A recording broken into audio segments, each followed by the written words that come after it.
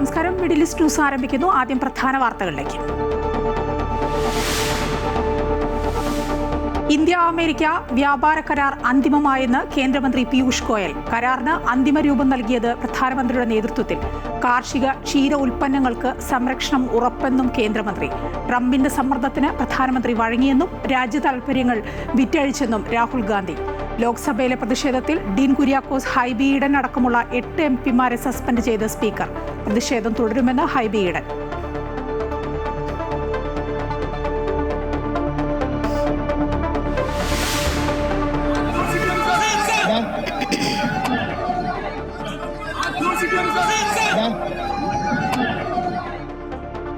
ശബരിമല സ്വർണ്ണക്കൊള്ളയിൽ നിയമസഭയിൽ നാടകീയ രംഗങ്ങൾ.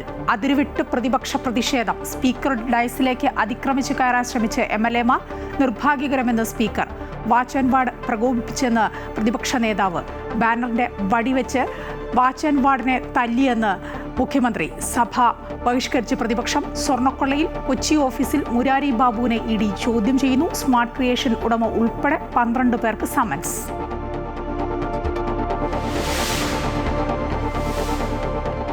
ഫണ്ട് തിരിമറി ആരോപണത്തിൽ പാർട്ടി പുറത്താക്കിയ V കുഞ്ഞികൃഷ്ണനെതിരെ രൂക്ഷ വിമർശനവുമായി MV ഗോവിന്ദൻ. പാർട്ടിയെ വെല്ലുവിളിക്കാൻ കുഞ്ഞികൃഷ്ണൻ ആരെന്ന് ചോദ്യം. പുസ്തകം ഇറങ്ങുന്നതിന് മുമ്പ് കണക്ക് അവതരിപ്പിക്കാൻ മനസ്സില്ലെന്നും തോന്നിവാസങ്ങൾ പുസ്തകത്തിൽ എഴുതിവെച്ചാൽ കേസ് കൊടുക്കുമെന്നും CPM സംസ്ഥാന സെക്രട്ടറി.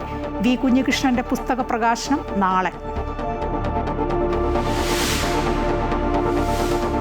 ഡ്രൈവറില്ലാ ബോർഡുകൾ അവതരിപ്പിച്ച് Dubai roads and transport authority. പുതിയ യാത്രാ സംവിധാനം അവതരിപ്പിച്ചത് വേൾഡ് ഗവൺമെന്റ് സമ്മിറ്റിൽ. ബോർഡുകൾ സർവീസ് നടത്തുക ദുബായ് മെട്രോ സ്റ്റേഷനുകൾ ബന്ധിപ്പിച്ചുകൊണ്ട്.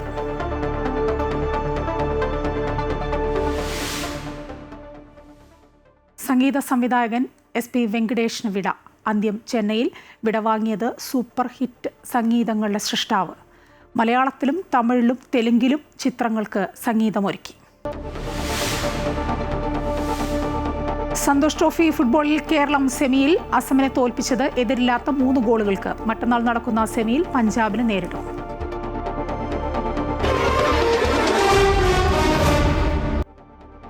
വിശദമായ വാർത്തകളിലേക്ക്. ഇന്ത്യ US വ്യാപാര കരാർ യാഥാർത്ഥ്യമാകുന്നു. പെട്രോളിയം, പ്രതിരോധം, ഇലക്ട്രോണിക്സ്, ഫാർമസ്യൂട്ടിക്കൽസ്, ടെലികോം മേഖലകളിലെ ഉൽപ്പന്നങ്ങളും വിമാനങ്ങളും ഇന്ത്യ അമേരിക്കയിൽ നിന്ന് വാങ്ങും. ഇരു രാജ്യങ്ങളും തമ്മിൽ സമഗ്രമായ കരാറിനായുള്ള ചർച്ചകൾ തുടരുമെന്നും വാണിജ്യ വ്യവസായ മന്ത്രി പീയൂഷ് ഗോയൽ പറഞ്ഞു. 2 വലിയ സമ്പദ് വ്യവസ്ഥകൾ ഒരുമിച്ച് പ്രവർത്തിക്കുമ്പോൾ ഗുണകരമെന്ന് പ്രധാനമന്ത്രി നരേന്ദ്രമോദിയും. കരാർ സ്ഥിരീകരിച്ചതോടെ ഇന്ത്യൻ ഓഹരി വിപണിയും മുന്നേറ്റം ഉണ്ടായി. റഷ്യയുമായുള്ള ബന്ധത്തിൽ ഇടഞ്ഞ US ഇന്ത്യക്ക് മേൽ അധിക നികുതി എന്ന ആയുധമാണ് ഇറക്കിയത്. എന്നാൽ ട്രംപിന്റെ ഒരു ഭീഷണിക്കും ഇന്ത്യ വഴങ്ങിയില്ല. വ്യാപാരം ഉൾപ്പെടെയുള്ള വിഷയങ്ങളിൽ യൂറോപ്യൻ യൂണിയനെ കൂടെ നിർത്തിയാണ് ട്രംപിന് ഇന്ത്യ തിരിച്ചടി നൽകിയത്. കാര്യം കൈവിട്ടു പോകുമെന്നായപ്പോൾ ഒടുവിൽ ട്രംപ് ഇന്ത്യക്ക് മുമ്പിൽ വഴങ്ങി. നികുതി 50% നിന്നും 18 കുറച്ചു. പൂർണ്ണമല്ല എങ്കിലും വാണിജ്യ കരാറിന്റെ വിശദാംശങ്ങൾ പുറത്തുവന്നു. പെട്രോളിയം, പ്രതിരോധം, ഇലക്ട്രോണിക്സ്, ഫാർമസ്യൂട്ടിക്കൽസ്, ടെലികോം മേഖലകളിലെ ഉൽപ്പന്നങ്ങളും വിമാനങ്ങളും ഇന്ത്യ അമേരിക്കയിൽ നിന്ന് വാങ്ങും. യുവാക്കൾ, യുവതികൾ, കർഷകർ, മത്സ്യത്തൊഴിലാളികൾ, സ്ത്രീകൾ എന്നിങ്ങനെ ഇന്ത്യയിലെ 140 കോടി ജനങ്ങൾക്കും ഈ കരാർ വലിയ അവസരങ്ങൾ തുറന്നു നൽകും. ഇന്ത്യയുമായുള്ള US സഹകരണം പ്രധാനമന്ത്രി സ്വാഗതം ചെയ്തു. ട്രംപുമായുള്ള ഊഷ്മള സൗഹൃദമാണ് US-മായി ഇത്രയും മികച്ചൊരു കരാറിലേക്ക് ഇന്ത്യയെ എത്തിച്ചതെന്ന് കേന്ദ്ര വാണിജ്യ വ്യവസായ മന്ത്രി പീയൂഷ് ഗോയൽ പ്രതികരിച്ചു. അയൽ രാജ്യങ്ങൾക്കോ ഇന്ത്യയുമായി മത്സരിക്കുന്ന മറ്റ് രാജ്യങ്ങൾക്കോ ലഭിച്ചതിനേക്കാൾ മികച്ച ആനുകൂല്യങ്ങളാണ് ഈ കരാറിലൂടെ ഇന്ത്യക്ക് ലഭിച്ചിരിക്കുന്നതെന്നും അദ്ദേഹം പ്രതികരിച്ചു.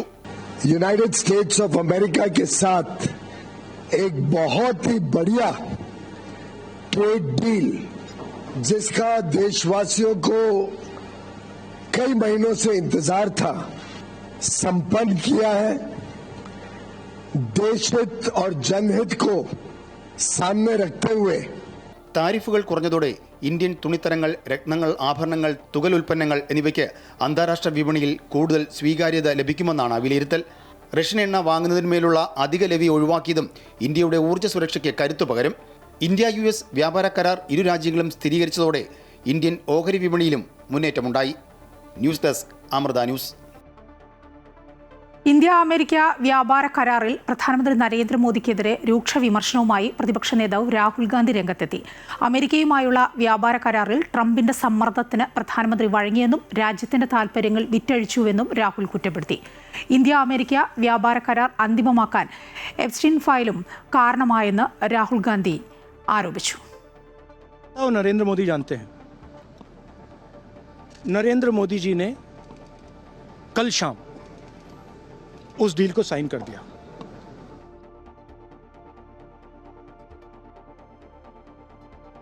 ലോക്സഭയിലെ പ്രതിഷേധത്തിൽ നടപടിയെടുത്ത സ്പീക്കർ ഡീൻ കുര്യാക്കോസ്, ഹൈബി ഈഡൻ ഉൾപ്പെടെയുള്ള 8 എംപിമാർക്ക് സസ്പെൻഷൻ. ഈ സഭാ കാലാവധി കഴിയും വരെയാണ് സസ്പെൻഷൻ. ബഹളത്തിനിടെ മേശപ്പുറത്ത് കയറിയതിനും കടലാസുകൾ കീറിയെടിഞ്ഞതിനുമാണ് നടപടി. കേരളത്തിൽ നിന്നുള്ള എംപിമാരായ ഹൈബി ഈഡൻ, ഡീൻ കുര്യാക്കോസ് എന്നിവർക്ക് പുറമെ അമരീന്ദർ സിംഗ്, രാജാ വാറിംഗ്, മാണിക്യം ടാഗോർ, ഗുർജീത് സിംഗ് ഔജ്ല, പ്രശാന്ത് പട്ടോല, കിരൺകുമാർ റെഡ്ഡി, വെങ്കട്ടരാമൻ തുടങ്ങിയവരാണ് നടപടി നേരിട്ട മറ്റ് എംപിമാർ. സസ്പെൻഷനെ തുടർന്ന് പ്രതിപക്ഷ എംപിമാർ പാർലമെന്റ് വളപ്പിൽ ശക്തമായ പ്രതിഷേധം സംഘടിപ്പിച്ചു. ജനാധിപത്യ വിരുദ്ധമായ നടപടിയാണ് കേന്ദ്ര സർക്കാർ സ്വീകരിക്കുന്നതെന്ന് എംപിമാർ കുറ്റപ്പെടുത്തി. ശക്തമായ പ്രതിഷേധം പാർലമെന്റിന്റെ അകത്ത് മറ്റുള്ള എംപിമാര്, ഇന്ത്യ അലയൻസിലെ മുഴുവൻ എംപിമാരും ഒറ്റക്കെട്ടായി ഇതിന്റെ പിന്നിൽ അണിനിരന്നിട്ടുണ്ട്. സസ്പെൻഡ് ചെയ്യപ്പെട്ടിട്ടുള്ള എംപിമാർ പുറത്ത് ഈ വിഷയവുമായി ബന്ധപ്പെട്ട് സമരം ചെയ്യും. ശക്തമായി തന്നെ പാർട്ടി ഈ വിഷയം, ഇന്ത്യ അലയൻസ് ഈ വിഷയം ഏറ്റെടുക്കുക. മുൻ കരസേനാ മേധാവി എം നരാവനയുടെ പുസ്തകത്തിലെ ഭാഗം ലോക്സഭയിൽ പ്രതിപക്ഷം വീണ്ടും പരാമർശിച്ചു. എന്നാൽ വിഷയം ഉന്നയിക്കാൻ അനുമതി ലഭിച്ചില്ല. ഇതോടെ ശക്തമായി പ്രതിഷേധിച്ച് പ്രതിപക്ഷാംഗങ്ങൾ നടുത്തളത്തിലേക്ക് ഇറങ്ങി. പേപ്പറുകൾ കീറിയെറിഞ്ഞു. സഭ കുറച്ചു സമയത്തേക്ക് നിർത്തിവെച്ചു. പിന്നീട് വീണ്ടും ചേർന്നപ്പോൾ പ്രതിപക്ഷാംഗങ്ങളെ സസ്പെൻഡ് ചെയ്യണമെന്ന് മന്ത്രി കിരൺ റിജിജു ആവശ്യപ്പെട്ടു. തുടർന്നാണ് സസ്പെൻഷൻ നടപടികളിലേക്ക് കടന്നത്. ഈ സഭാ കാലാവധി തീരും വരെയാണ് സസ്പെൻഷൻ. സംഭവത്തെ സ്പീക്കർ അപലപിച്ചു. പാർലമെന്ററി മര്യാദയുടെ ലംഘനമാണെന്ന് വിശേഷിപ്പിച്ച സ്പീക്കർ ബജറ്റ് സമ്മേളനത്തിൽ ഇത്തരം നടപടികൾ അനുവദിക്കില്ല എന്നും പറഞ്ഞു. ബഹളത്തെ തുടർന്ന് സഭ ഇന്നത്തേക്ക് പിരിഞ്ഞു. News desk Amrita TV. Sabarimala സ്വർണ്ണക്കൊള്ളയിൽ നിയമസഭയിലെ സംഘർഷം അസാധാരണ തലത്തിൽ. സ്പീക്കറുടെ ഡയസിനകത്തേക്ക് അതിക്രമിച്ചു കയറാൻ ശ്രമിച്ച് അൻവർ സാദത്തും മാത്യു കുഴൽനാടനും ഉൾപ്പെടെയുള്ള MLA-മാർ പരസ്പരം വെല്ലുവിളിച്ച് ഭരണ പ്രതിപക്ഷ MLA-മാർ 2 തവണ സഭാ നടപടികൾ നിർത്തിവെച്ചു. പ്രതിപക്ഷ നടപടിയെ അപലപിച്ച് സ്പീക്കറും മുഖ്യമന്ത്രിയും രംഗത്തെത്തി. സ്വർണ്ണക്കള്ളന്മാരായ അമ്പലം വിഴുങ്ങികളെ സർക്കാർ സംരക്ഷിക്കുന്നുവെന്നും പ്രതികൾക്ക് സ്വാഭാവിക ജാമ്യം കിട്ടാൻ അവസരമുണ്ടാക്കുന്നുവെന്നും പ്രതിപക്ഷ നേതാവ് കുറ്റപ്പെടുത്തി. സഭ പൂർണ്ണമായും ബഹിഷ്കരിച്ച് പ്രതിപക്ഷം പുറത്തേക്കിറങ്ങി. മുൻ ദിവസങ്ങളിൽ നിന്ന് തികച്ചും വ്യത്യസ്തമായാണ് ശബരിമല വിഷയത്തിൽ ഇന്ന് പ്രതിപക്ഷം സഭയിൽ നിലപാടെടുത്തത്. ചോദ്യോത്തരവേള തുടങ്ങിയപ്പോൾ മുതൽ അത്യന്തം നാടകീയമായ സംഭവവികാസങ്ങളാണ് അരങ്ങേറിയത്. SITയുടെ അന്വേഷണത്തിൽ മുഖ്യമന്ത്രിയുടെ ഓഫീസ് ഇടപെടുന്നതിനാൽ കുറ്റപത്രം നൽകാൻ വൈകുന്നുവെന്നും പ്രതികൾക്ക് സ്വാഭാവിക ജാമ്യം കിട്ടി പുറത്തിറങ്ങാനുള്ള അവസരം സൃഷ്ടിക്കുകയാണെന്നും പ്രതിപക്ഷം ആരോപിച്ചു. സഭാ നടപടികളുമായി സഹകരിക്കില്ലെന്ന് പ്രതിപക്ഷ നേതാവ് അറിയിച്ചതിന് തൊട്ടു പിന്നാലെ പ്ലക്കാർഡുകളുമേന്തി നടുത്തളത്തിലിറങ്ങി മുദ്രാവാക്യം വിളിച്ചു. ബഹളത്തിനിടയിലും ചോദ്യോത്തരവേള തുടർന്നത് പ്രതിപക്ഷത്തെ പ്രകോപിപ്പിച്ചു. സ്പീക്കറുടെ ഡയസിന് മുന്നിൽ ബാനർ ഉയർത്തി പ്രതിഷേധം കടുപ്പിച്ചതോടെ ഭരണപക്ഷ നിരയിൽ നിന്നും ബഹളമുണ്ടായി. പോറ്റിയെ കേറ്റിയെ പാരടി ഉൾപ്പെടെ ഇരുപക്ഷത്തു നിന്നും പരസ്പരം പോർവിളികളും നടത്തി.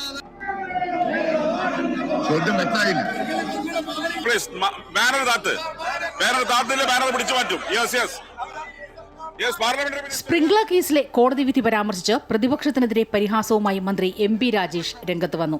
ഇപ്പോ ഹൈക്കോടതിയിൽ നിന്ന് 2 കരണക്കുറ്റിക്ക് മാറി മാറി കഴിഞ്ഞ കുറെ കാലമായിട്ട് ഇവർക്ക് പ്രഹരമേറ്റുകൊണ്ടിരിക്കുകയാണ്.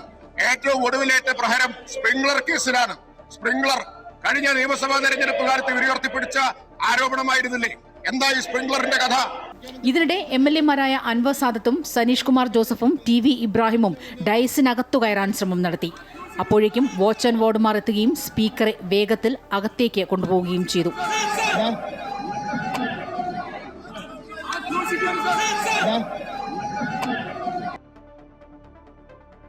സഭ സംഘർഷഭരിതമായതോടെ 20 മിനിറ്റോളം നിർത്തിവെച്ചു. തുടർന്ന് 10 മണിക്ക് ആരംഭിച്ചപ്പോൾ വീണ്ടും ബഹളമായി.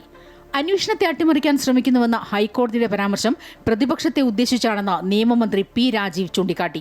ആഗോള അയ്യപ്പ സംഗമം സമൂഹത്തിനകത്ത് വലിയ തോതിലുള്ള സമ്മതി ഉണ്ടാക്കിയപ്പോൾ അവരെ അട്ടിമറിക്കാൻ അന്ന് പ്രതിപക്ഷ നേതാവ് പറഞ്ഞു, ഞങ്ങളുമായി ബന്ധപ്പെട്ടിട്ടുണ്ട്. ആര്? ഉണ്ണികൃഷ്ണൻ പോറ്റി. അതുകൊണ്ട് സാർ, സ്വർണം കട്ടിട്ടുള്ളത് ആരാണ് എന്നറിയാവുന്ന ആളുകളാണ് ഈ ബാനറും പിടിച്ചവിടെ നിൽക്കുന്നത്. മാത്യു കുഴൽനാടൻ ഉൾപ്പെടെ MLA-മാർ വീണ്ടും ഡയസിനകത്തേക്ക് തള്ളിക്കയറാൻ ശ്രമിച്ചു. സഭ രണ്ടാമതും നിർത്തിവെച്ചു. വീണ്ടും ആരംഭിച്ചപ്പോൾ വാച്ച് ആൻഡ് വാർഡുമാരാണ് തങ്ങളെ പ്രകോപിപ്പിച്ചതെന്ന് പ്രതിപക്ഷ നേതാവ് VD സതീശൻ കുറ്റപ്പെടുത്തി. പ്രതിപക്ഷത്തിന്റെ നടപടിയെ സ്പീക്കറും മുഖ്യമന്ത്രിയും വിമർശിച്ചു. നിർഭാഗ്യകരമാണ്. സ്പീക്കറുടെ ഡയസിലേക്ക് ഇരച്ചു കയറിയ രീതി ശരിയായില്ല. ജനാധിപത്യത്തിനെ കുറിച്ച് വലിയ പ്രസംഗം നടത്തുന്നവരാണ് നിങ്ങൾ. അതുകൊണ്ട് നിങ്ങൾ പാലിക്കേണ്ട മര്യാദയാണ്.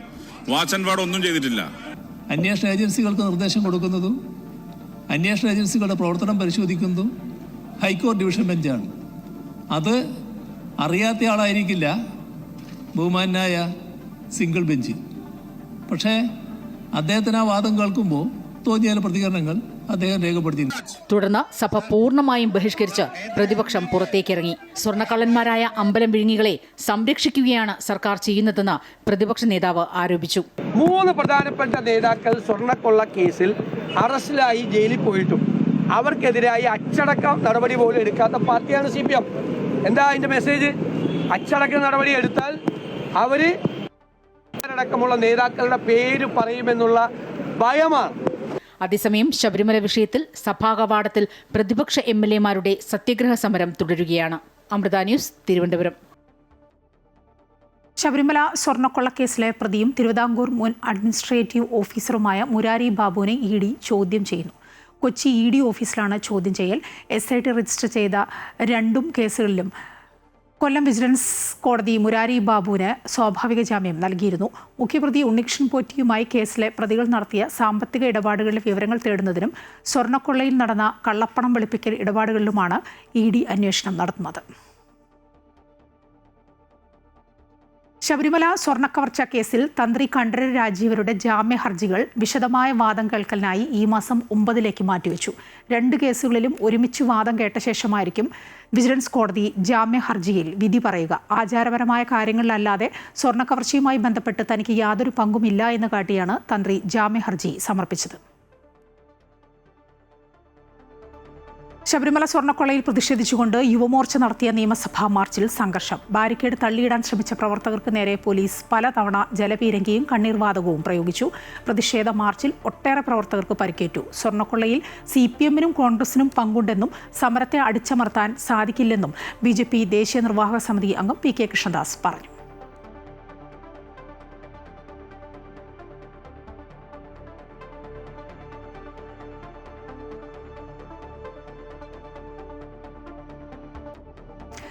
രാഹുൽ മാങ്കൂട്ടത്തിനെ അയോഗ്യനാക്കാനുള്ള തീരുമാനം നിയമസഭയുടെ എത്തിക്സ് ആൻഡ് പ്രിവിലേജ് കമ്മിറ്റിയിൽ എതിർക്കാൻ UDF പാർലമെന്ററി പാർട്ടി യോഗത്തിൽ തീരുമാനം. അനാവശ്യ കീഴ്വഴക്കമുണ്ടാക്കുമെന്ന് പ്രതിപക്ഷ നേതാവ് VD സതീശൻ പറഞ്ഞു. പ്രതിപക്ഷ നേതാവ് പറയുന്നതിന് നേർവിപരീതമായാണ് പ്രവർത്തിക്കുന്നതെന്നും രാഷ്ട്രീയമായി പ്രതിരോധത്തിലാണ് പ്രതിപക്ഷമെന്നും മന്ത്രി MB രാജേഷ് വിമർശിച്ചു. രാഹുൽ മാങ്കൂട്ടത്തിനെ അയോഗ്യനാക്കണോ എന്ന ചോദ്യത്തിന് മറുപടി പറയാതെ UDF കൺവീനർ അടൂർ പ്രകാശ്. അക്കാര്യത്തിൽ UDF ഒന്നും തീരുമാനിച്ചിട്ടില്ല. ശബരിമല സ്വർണ്ണക്കൊള്ളയുമായി ബന്ധപ്പെട്ട കേസിൽ SIT-യുടെ അന്വേഷണം നടക്കട്ടെ എന്ന് അടൂർ പ്രകാശ് പ്രതികരിച്ചു. ആ വിഷയത്തെക്കുറിച്ചുള്ള ചർച്ചയല്ല ഇന്നിപ്പോൾ നമ്മളിവിടെ നടത്തേണ്ടത്. ഞങ്ങൾ UDF-ഉമായിട്ടുള്ള ചർച്ചകൾ നടന്നുകൊണ്ടിരിക്കുകയാണ്. ഇന്ന് വൈകിട്ട് തന്നെ UDF-ലെ വിവിധ കക്ഷികളുമായി ഞങ്ങൾ ചർച്ച നടത്തുന്നുണ്ട്. തെന്നിന്ത്യൻ സൂപ്പർ ഹിറ്റ് സംഗീത സംവിധായകൻ SP വെങ്കടേഷ് അന്തരിച്ചു. ചെന്നൈയിലായിരുന്നു അദ്ദേഹത്തിൻ്റെ അന്ത്യം.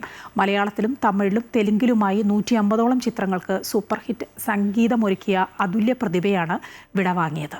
അടിസ്ഥാന സൗകര്യ വികസന മേഖലയിൽ മുന്നേറ്റം തുടരുന്ന ദുബായ് ഡ്രൈവർ ലെസ് ബോർഡുകൾ എന്ന പുതിയ യാത്രാ സംവിധാനം അവതരിപ്പിച്ചു. നഗരത്തിലെ പ്രധാന യാത്രാ മാർഗങ്ങളിലൊന്നായ ദുബായ് മെട്രോ സ്റ്റേഷനുകൾ ബന്ധിപ്പിച്ചുകൊണ്ടാണ് സ്വയം നിയന്ത്രിത ബോർഡുകൾ സർവീസ് നടത്തുക. ദുബായിൽ നടക്കുന്ന വേൾഡ് ഗവൺമെന്റ് സമ്മിറ്റിലാണ് Dubai roads and transport authority ഡ്രൈവറില്ലാ ബോർഡുകൾ എന്ന പുതിയ യാത്രാ സംവിധാനം അവതരിപ്പിച്ചത്.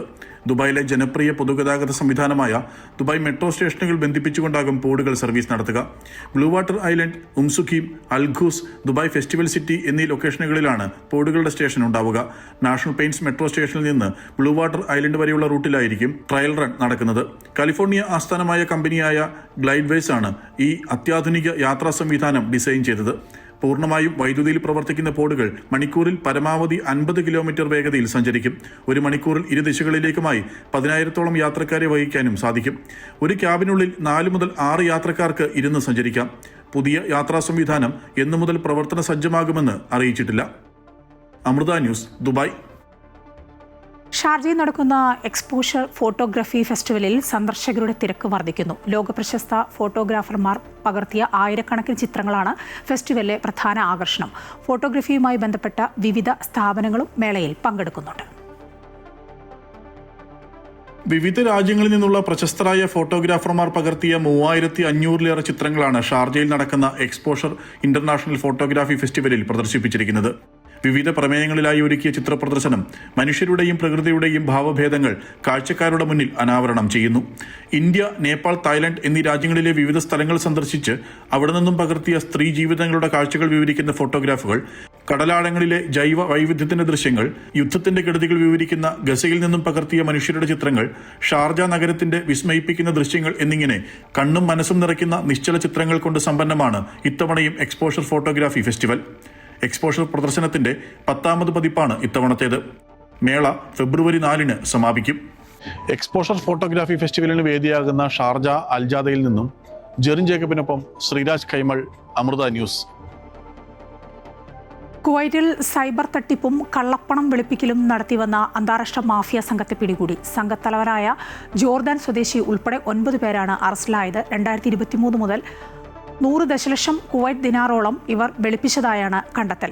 വ്യാജ വെബ്സൈറ്റുകൾ വഴി ജനങ്ങളുടെ ബാങ്ക് വിവരങ്ങൾ ചോർത്തി പണം മോഷ്ടിക്കുകയും ഈ പണം ഉപയോഗിച്ച് മൊബൈൽ ഫോണുകൾ വാങ്ങി പ്രാദേശിക വിപണിയിൽ വിൽക്കുകയുമാണ് ഇവരുടെ രീതി. ഉപപ്രധാനമന്ത്രിയും ആഭ്യന്തരമന്ത്രിയുമായ ഷെയ്ഖ് ഫഹദ് അൽ യൂസഫ് അൽ സഹാബിന്റെ നേതൃത്വത്തിലായിരുന്നു പരിശോധന നടന്നത്. പിടിയിലായവരിൽ ഒരു ബിനാമി കമ്പനി ഉടമയും ഉൾപ്പെടുന്നു. കുവൈറ്റിൽ എക്സ്ചേഞ്ച് കമ്പനികളുമായി ഉപഭോക്താക്കൾ നടത്തുന്ന പ്രതിദിന ക്യാഷ് ഇടപാടുകളുടെ പരമാവധി പരിധി കുറച്ച് കുവൈറ്റ് സെൻട്രൽ ബാങ്ക്. ഒരു ഉപഭോക്താവിൽ നിന്ന് ഒരു ദിവസം സ്വീകരിക്കാവുന്ന പരമാവധി തുക ഇനി മുതൽ 1000 ദിനാർ ആയിരിക്കും.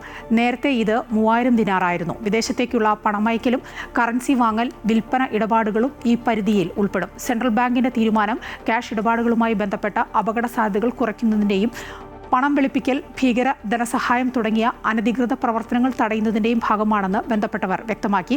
ഒരു ദിവസം 1000 ദിനാറിനോ അതിന് തുല്യമായ വിദേശ കറൻസിക്കോ മുകളിൽ വരുന്ന തുകയ്ക്കുള്ള ഇടപാടുകൾ ക്യാഷായി സ്വീകരിക്കരുതെന്നാണ് എക്സ്ചേഞ്ച് കമ്പനികൾക്ക് സെൻട്രൽ ബാങ്ക് നൽകിയിരിക്കുന്ന കർശന നിർദ്ദേശം. എന്നാൽ 1000 ദിനാറിന് മുകളിലുള്ള തുക ബാങ്ക് അക്കൗണ്ടിൽ നിന്ന് നേരിട്ട് ഡെബിറ്റ് ചെയ്തോ അല്ലെങ്കിൽ സെൻട്രൽ ബാങ്ക് അംഗീകരിച്ച മറ്റ് ബാങ്കിംഗ് പേയ്മെന്റ് മാർഗങ്ങൾ വഴിയോ നടത്തുന്ന ഇടപാടുകൾക്ക് തീരുമാനം ബാധകമല്ല.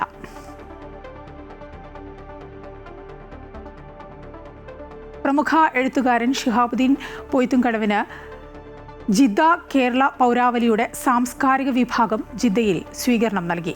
നമ്മെ ചിന്തിപ്പിക്കുകയും ആ അന്വേഷണത്തിന് കരുത്തേകുകയും ചെയ്യുന്ന വലിയ ആയുധം വായനയാണ്. അത് നിന്നുപോകാതെ നോക്കണമെന്ന് ഷിഹാബുദ്ദീൻ സ്വീകരണ പരിപാടിയിൽ പറഞ്ഞു. ഷറഫിയ അബീർ ഓഡിറ്റോറിയത്തിൽ സംഘടിപ്പിച്ച പരിപാടി ഉണ്ണി തെക്കേടത്ത് അധ്യക്ഷത വഹിച്ചു. ഡോക്ടർ മുഹമ്മദ് ഇമ്രാൻ, കബീർ കൊണ്ടോട്ടി എന്നിവർ സംസാരിച്ചു. പരിപാടിയിൽ ജിദ്ദ കേരള പൗരാവലി ഭാരവാഹികൾ അദ്ദേഹത്തിന് മെമൻഡോ നൽകി ആദരിച്ചു. സഹീർ വലപ്പാട്, റമി ഹരീഷ് എന്നിവർ നേതൃത്വം നൽകി. റിയാദ് കേളി കുടുംബവേദിയുടെ 2ാമത് സമ്മേളനത്തിന്റെ ഭാഗമായി ലോഗോ പ്രകാശനം ചെയ്തു. മലാസ് സൺലൈറ്റ് സ്കൂൾ ഓഡിറ്റോറിയത്തിൽ സംഘടിപ്പിച്ച പരിപാടിയിൽ സമ്മേളന സംഘാടക സമിതി ചെയർപേഴ്സൺ ഷഹീബ VK അധ്യക്ഷത വഹിച്ചു. കുടുംബവേദി ജോയിന്റ് സെക്രട്ടറി ഗീത ജയരാജ് ആമുഖ പ്രസംഗം നടത്തി. സീബ കുവോട് പരിപാടി ഉദ്ഘാടനം ചെയ്തു. കാനത്തിൽ ജമീല നഗറിൽ ഫെബ്രുവരി 6 നടക്കുന്ന സമ്മേളനം ദമാം നവോദയ കുടുംബവേദി മുൻ സെക്രട്ടറി ഉമേഷ് കളരിക്കൽ ഉദ്ഘാടനം ചെയ്യും. വുമൺ ഓഫ് വിസ്ഡം ലേഡീസ് ക്ലബിന്റെ ആഭിമുഖ്യത്തിൽ സംഘടിപ്പിച്ച ഡിപോർട്സ് 2.0 കായികമേള ഏറെ ശ്രദ്ധിക്കപ്പെട്ടു. അൽ ഹറസാത്തിലെ സ്പോർട്സ് വില്ലയിൽ വെച്ച് നടന്ന മത്സരങ്ങളിൽ 100 കണക്കിന് വനിതകൾ പങ്കെടുത്തു. 4 ഹൗസുകളായിട്ടാണ് മത്സരങ്ങൾ നടന്നത്. വൈവിധ്യമാർന്ന കായിക ഇനങ്ങളും വിനോദങ്ങളും ഒത്തുചേർന്ന നിരവധി മത്സരങ്ങളാണ് പരിപാടിയിൽ അരങ്ങേറിയത്. ക്ലബ്ബ് ഭാരവാഹികളായ Hasna Zubair, Jessy Zubair, Shamna Sanooj, Regina Nabil തുടങ്ങിയവരാണ് ഈ കായിക മേളയ്ക്ക് നേതൃത്വം നൽകിയത്. ഇരട്ടകളായി ജനിച്ച തങ്ങളെ വേർപ്പെടുത്തിയ ഡോക്ടർ അബ്ദുള്ള അൽ റബീബിയെ സന്ദർശിച്ച് പോളിഷ് സയാമീസ് ഇരട്ടകളായ ഓൾഗയും ഡാരിയയും നന്ദി അറിയിച്ചു. റിയാദിലെ King Salman humanitarian aid and relief centre ആസ്ഥാനത്തെത്തിയാണ് ഇരുവരും റോയൽ കോർട്ട് ഉപദേഷ്ടാവായ ഡോക്ടറുമായി കൂടിക്കാഴ്ച നടത്തിയത്. 21 വർഷം മുമ്പ് 2005 ജനുവരിയിൽ റിയാദിലെ കിങ് അബ്ദുൾ അസീസ് മെഡിക്കൽ സിറ്റിയിൽ വെച്ച് ഡോക്ടർ അൽറാബിയയുടെ നേതൃത്വത്തിലുള്ള 50 വിദഗ്ധരുടെ സംഘമാണ് 15 മണിക്കൂർ നീണ്ട സങ്കീർണമായ ശസ്ത്രക്രിയയിലൂടെ ഇവരെ വേർപെടുത്തിയത്. പരിശുദ്ധ ഉംറ കർമ്മങ്ങളുടെ പരിസമാപ്തി കുറിക്കുന്നതിന് വേണ്ടി മക്കയിലെ ഹറാം പള്ളിമുറ്റത്ത് ലഭിക്കുന്ന സൗജന്യ മുടിവെട്ട് സേവനം 1 വർഷത്തിനിടെ 20 ലക്ഷത്തിലേറെ പേർ പ്രയോജനപ്പെടുത്തിയതായി ഹറംകാര്യ വകുപ്പ് അറിയിച്ചു. കഴിഞ്ഞ വർഷത്തെ റമദാനിലാണ് സൗജന്യ മുടിവെച്ച് സേവനം ഹറംകാര്യ വകുപ്പ് ആരംഭിച്ചത്. സ്ത്രീകൾക്കും പുരുഷന്മാർക്കും ഒരുപോലെ ലഭ്യമാകുന്ന ഈ സേവനം വിശുദ്ധ ഹറമിൻ്റെ കിഴക്കുമുറ്റത്ത് മർവയുടെ എതിർവശത്ത് 5 ഇടങ്ങളിൽ ലഭ്യമാണ്. സനാതന ധർമ്മ സന്ദേശത്തിന് വലിയൊരു തുടക്കമിട്ടുകൊണ്ട് മാഘമക മഹോത്സവത്തിന് ത്രിമൂർത്തി സംഗമസ്ഥാനത്ത് കൊടിയിറങ്ങി. രക്ഷാധികാരിയായ സദ്ഗുരു ശ്രീമാതാ അമൃതാനന്ദമയി ദേവിയുടെ സങ്കല്പത്തിലും നിർദ്ദേശത്തിലും നടന്ന മഹാമാഘ മഹോത്സവം ആധ്യാത്മിക കേരളത്തിൽ വിപ്ലവം സൃഷ്ടിച്ചു. കേരളത്തിൽ ആധ്യാത്മിക വിപ്ലവം സൃഷ്ടിച്ചാണ് ത്രിമൂർത്തി സംഗമസ്ഥാനത്ത് മഹാമാഘ മഹോത്സവത്തിന് കൊടിയിറങ്ങുന്നത്. നൂറ്റാണ്ടുകൾക്ക് മുൻപ് നിലച്ചുപോയ കേരളത്തിൻ്റെ ആത്മീയ സാംസ്കാരികോത്സവം പുനരാരംഭിച്ചപ്പോൾ അക്ഷരാർത്ഥത്തിൽ ജനങ്ങൾ ഏറ്റെടുക്കുകയായിരുന്നു. മഹോത്സവത്തിൻ്റെ രക്ഷാധികാരിയായ സദ്ഗുരു ശ്രീ മാതാ അമൃതാനന്ദമയി ദേവിയുടെ സങ്കല്പത്തിലും നിർദ്ദേശത്തിലും മഹാമണ്ഡലേശ്വർ സ്വാമി ആനന്ദവനം ഭാരതിയുടെയും മാതാ അമൃതാനന്ദമയി മഠം താനൂർ മഠാധിപതി സ്വാമിനി അതുല്യാമൃത പ്രാണയുടെയും നേതൃത്വത്തിലാണ് മുഴുവൻ സന്യാസി മഠങ്ങളും ഹൈന്ദവ സംഘടനകളും ഒന്നിച്ച് മഹോത്സവം നടത്തിയത്. നിളയുടെ ഇരുകരകളിൽ തിരുനാവായയിലും തവനൂരിലുമായി നടത്തിയ മഹോത്സവത്തിൽ ജനലക്ഷങ്ങളാണ് പങ്കുചേർന്നത്. തവനൂരിൽ മഹോത്സവത്തിൻ്റെ പരിസമാപ്തി കുറിച്ച് നടന്ന ലക്ഷദീപ സമർപ്പണത്തിലും നിള ആരതിയിലും ഇന്നും ആയിരങ്ങൾ പങ്കെടുത്തു.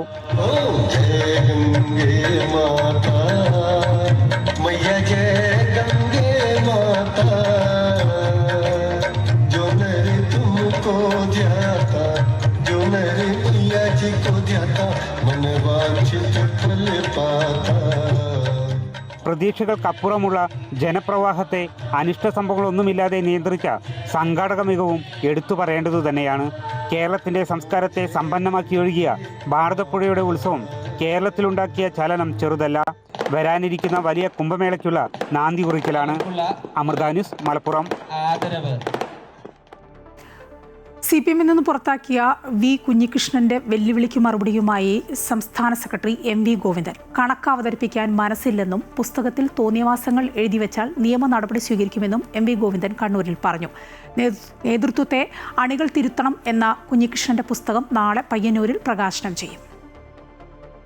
പുസ്തക പ്രകാശനത്തിന് മുമ്പ് രക്തസാക്ഷി ഫണ്ടിന്റെ കണക്ക് അവതരിപ്പിക്കാൻ CPM-നെ വി കുഞ്ഞികൃഷ്ണൻ വെല്ലുവിളിച്ചിരുന്നു. ഇതിന് മറുപടിയാണ് CPM സംസ്ഥാന സെക്രട്ടറി MV ഗോവിന്ദൻ നൽകിയത്. പുസ്തകം ഇറങ്ങുന്നതിന് മുമ്പ് കണക്ക് അവതരിപ്പിക്കാൻ മനസ്സില്ല. കുഞ്ഞികൃഷ്ണൻ പറയുന്നത് പോലെ പ്രവർത്തിക്കാനുള്ളതല്ല പാർട്ടി. വിമതനും കുലം കുത്തിയുമായ കുഞ്ഞികൃഷ്ണൻ പാർട്ടിയെ സംബന്ധിച്ചിടത്തോളം അടഞ്ഞ അധ്യായമാണെന്നും അദ്ദേഹം പറഞ്ഞു. പാർട്ടിയിൽ നിന്ന് പുറത്താക്കിയിട്ടുള്ള ഒരാൾ പിന്നെ എന്ത് വെല്ലുവിളി വിളിക്കുന്നത്? ഞങ്ങളതൊന്നും അന്വേഷിക്കാൻ പോകുന്നില്ല എന്നും മലയാളിലെ പറയുന്നു. ഏത് കണക്കെല്ലാം ഞങ്ങൾ പ്രത്യേകിച്ച് പറഞ്ഞിട്ടില്ല. മനസ്സില്ല പോരെ. കുഞ്ഞീഷൻ പറയുന്ന ചോദ്യം കൊണ്ട് പുറപ്പെട്ടിരിക്കുക ചെറിയ ആൾ. നിങ്ങൾ കുറേ കൊല്ലം നടക്കും. കുഞ്ഞീഷൻ്റെ കണക്ക് നോക്കേണ്ട ഉത്തരവാദിത്വം കമ്മ്യൂണിസ്റ്റ് പാർട്ടിക്ക് ഇല്ലാന്ന്. കമ്മ്യൂണിസ്റ്റ് പാർട്ടി കൃത്യമായ കണക്കുണ്ട്. പിന്നെ എന്തിനാ കുഞ്ഞീഷൻ്റെ കണക്ക് നോക്കുന്നു? രക്തസാക്ഷി ഫണ്ട് അപഹരിച്ചു എന്നത് ആരോപണം മാത്രമാണ്. പുസ്തകത്തിൽ താൻ ഉൾപ്പെടെയുള്ള നേതാക്കൾക്കെതിരെ പരാമർശമുണ്ടെങ്കിൽ നിയമ നടപടികൾ സ്വീകരിക്കുമെന്നും MV ഗോവിന്ദൻ പറഞ്ഞു. കേസ് MP ചേരാൻ കേസ് കൊടുക്കും. എൻ്റെ പേര് പറഞ്ഞിട്ട് ഞാനും കേസ് കൊടുക്കും. പിന്നെന്താ, തോന്നിയാസം പറയാൻ പുറപ്പെട്ടാൽ അതിന് കേസ് കൊടുക്കും. ഏറെ രാഷ്ട്രീയ വിവാദങ്ങൾക്ക് തിരികൊളുത്തിയ വി കുഞ്ഞികൃഷ്ണന്റെ വെളിപ്പെടുത്തലിന് പിന്നാലെ പ്രകാശനം ചെയ്യുന്ന പുസ്തകം ആകാംക്ഷയോടെയാണ് രാഷ്ട്രീയ കേരളം ഉറ്റുനോക്കുന്നത്. ഫണ്ട് തട്ടിപ്പിന്റെ തെളിവുകൾ ഉൾപ്പെടെയുള്ള വിവരങ്ങൾ പുസ്തകത്തിലുണ്ടെന്നാണ് സൂചന. നേതൃത്വത്തെ അണികൾ തിരുത്തണമെന്ന കുഞ്ഞികൃഷ്ണന്റെ പുസ്തകം പയ്യന്നൂരിൽ നാളെ പ്രകാശനം ചെയ്യും. അമൃത ന്യൂസ്, കണ്ണൂർ. സന്തോഷ് ട്രോഫി ഫുട്ബോളിൽ കേരളം സെമിയിൽ. ക്വാർട്ടർ ഫൈനലിൽ ആതിഥേയരായ അസമിനെ 3-0 തോൽപ്പിച്ചു. സിലാപത്തർ സ്റ്റേഡിയത്തിൽ നടന്ന മത്സരത്തിൽ 17-ാം മിനിറ്റിൽ M മനോജാണ് കേരളത്തിന്റെ ആദ്യ ഗോൾ നേടിയത്. 45-ാം മിനിറ്റിൽ മുഹമ്മദ് അജ്സൽ 2ാം ഗോൾ നേടി. ഇഞ്ചുറി ടൈമിൽ ദിൽഷാദ് അബൂബക്കർ 3-ാം ഗോൾ നേടി. സെമിയിൽ പഞ്ചാബാണ് കേരളത്തിന്റെ എതിരാളികൾ. ബുള്ളറ്റിൻ പൂർണ്ണമാവുകയാണ്. നമസ്കാരം.